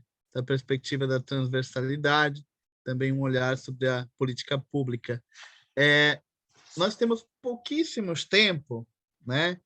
Porque precisamos realmente fechar às 20 horas, falando horário de Lisboa, mas nós gostaríamos de abrir pelo menos para 3 pessoas, né, que quiserem levantar a mão, né, por ordem, 3 minutos cada, se tiverem algum comentário, alguma sugestão, alguma pergunta também, embora a gente não vá respondê-la hoje, mas a gente leva para as próximas ações e também para os convidados, né? Podemos fazer assim, então, 3 intervenções, e depois eu chamo o Rogério para agradecer, fazer os agradecimentos e a gente encaminhar para um próximo encontro, quem sabe. Não sei quem que está controlando aí a máquina, se tem alguém interessado em fazer uma intervenção. Para a gente dar acesso, precisamos que levante a mão. Já temos uma pessoa. Vamos dar Fran, dá passo para a pessoa, por favor.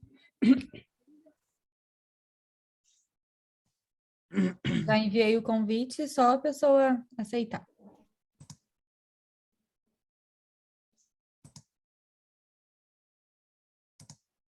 Enquanto ela entra, se alguém mais quiser falar, é só levantar a mãozinha que a gente dá acesso à sala, ok?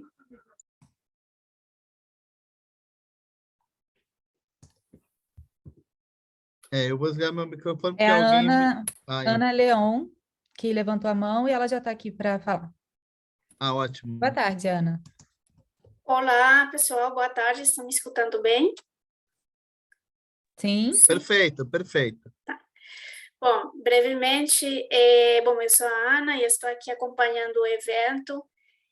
Queria, em primeiro lugar, parabenizar a iniciativa, né, de trazer no âmbito de conferência esta discussão. As conferências são uma ferramenta fundamental que requerem também bases justamente para pensarmos nessas estratégias de política pública, para sentarmos a discutir, para sentarmos a debater e construir conjuntamente a sociedade propostas. Então, acredito que essa conferência tem esse intuito de ampliar a discussão, chamando diferentes áreas, autoridades, e ainda mais nesse caráter transnacional.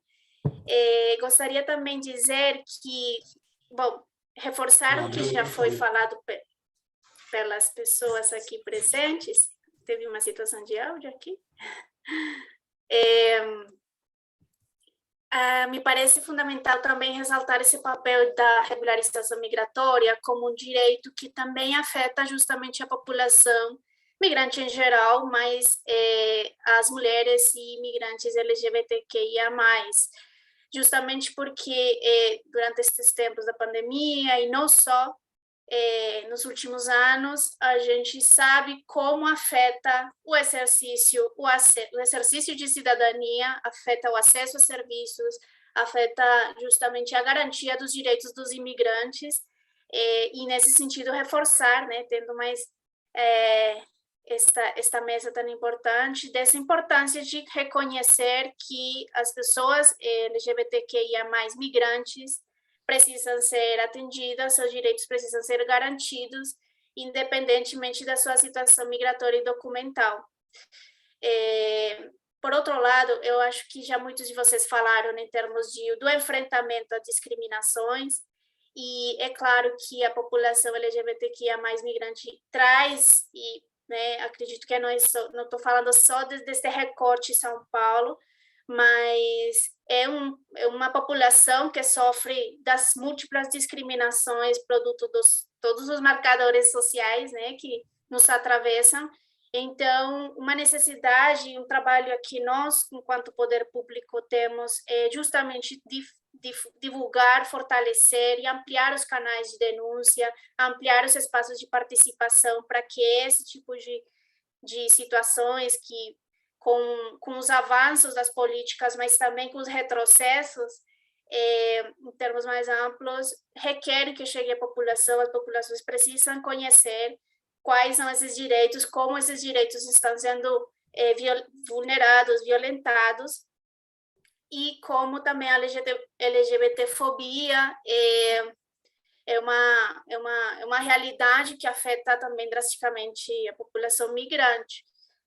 Não vou entrar, então, no quesito de, né, colocar questões de como se expressa, tanto no âmbito da própria exemplo, né, que colocaram da solicitação para se regularizar, e como esse processo está atravessado quando a pessoa não necessariamente está por vias de solicitação de refúgio, mas está tendo que sair do seu próprio país por essas características, e como isso se debruça, né, num olhar mais amplo desta população.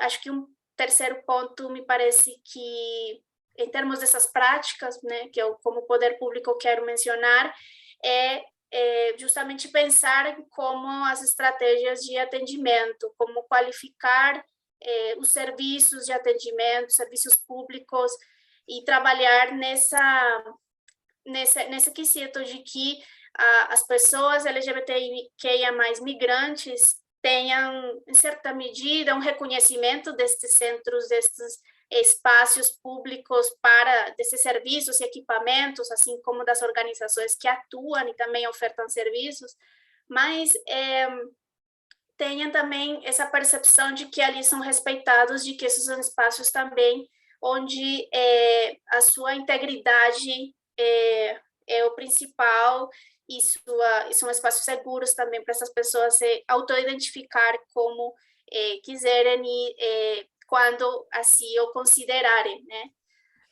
Em termos de integração de forma ampla, vale a pena reforçar a questão da própria necessidade de pensar a transversalização das políticas públicas.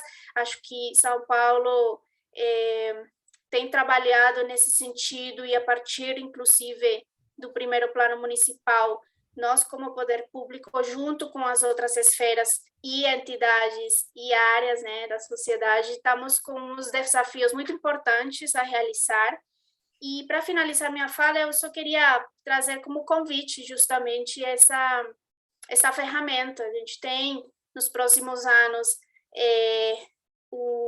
uma priorização para pensar ações de garantia e acesso a serviços a migrantes LGBTQIA+, a mulheres também migrantes, e a modo de convite aberto, eu deixo aqui, encerro minha fala para dizer que tanto as diferentes entidades, né, daqui do governo municipal, não sei se tem mais convidados, né, do governo municipal, e que não consigo ver os participantes, mas acredito que sim, como também as entidades de sociedade civil. Ana, Diga. Desculpa, mas você pode concluir, por favor? Desculpa, Sim, claro. porque nós estamos no horário. Não, claro, sim, entendo. Mas só para deixar como convite, eu vou deixar aqui em breve o link do plano, e acho que vai ser muito importante também as pessoas se aproximarem a justamente elaborar essas estratégias dessa implementação. Então, obrigada pelo espaço e parabéns aos organizadores. Obrigado, Ana. A Ana falou da coordenação de política para migrantes e trabalho decente, né? Da Prefeitura de São Paulo. Isso. Ok, obrigado. Eu não sei se eu passo a palavra para o Rogério, já deu 20 horas aqui, tem o pessoal de Libras, que já deve estar super cansado. Então, assim, em respeito a eles, eu pergunto ao Rogério se a gente abre para mais 2 falas ou se nós devemos terminar por aqui esse momento de debate. Eu acho que a gente pode abrir para mais uma fala, parece que tem mais uma pessoa querendo falar, e aí a gente encerra. E quem quiser mandar sugestões, críticas, podem enviar aqui para a gente pelo chat ou por e-mail. Bacana, muito obrigado. Obrigado, Rogério. Então, pronto, vamos abrir aí para a próxima pessoa.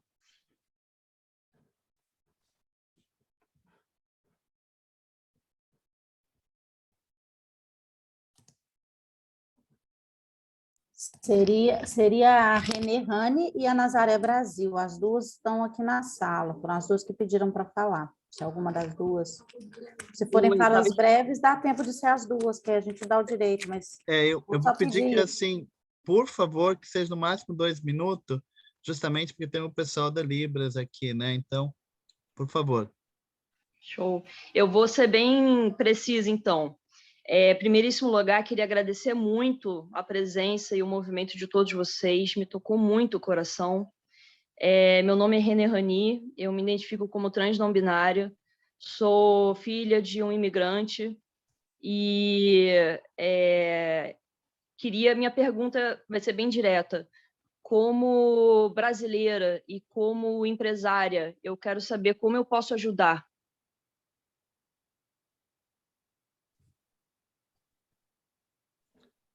Bacana. Fica essa pergunta aí, então, para a equipe do Casarão. Eles terão aí o seu contato, né? Depois vocês podem continuar essa conversa. Bacana, muito obrigado, hein? Então, a próxima. Nazaré Brasil. Nazaré? Eu acho que a Nazaré está com problema de conexão, Paulo. Então, a gente pode partir para o encerramento. Aproveito para